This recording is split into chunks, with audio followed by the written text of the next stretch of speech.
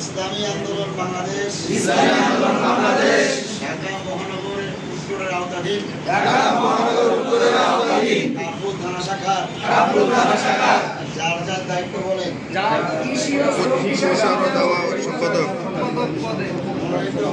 মনোনীত হয়ে আল্লাহ তাআলাকে সাক্ষী রেখে ওয়াদা করছি যে আমি আল্লাহ তাআলার সন্তুষ্টির উদ্দেশ্যে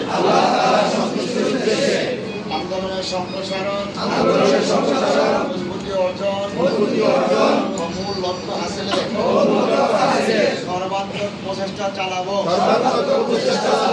আন্দোলনের নীতিমালা নিয়ম শৃঙ্খলা যথাযথভাবে মেনে চলবো। আমার উপর অর্পিত দায়িত্ব যথাযথভাবে পালন করবো।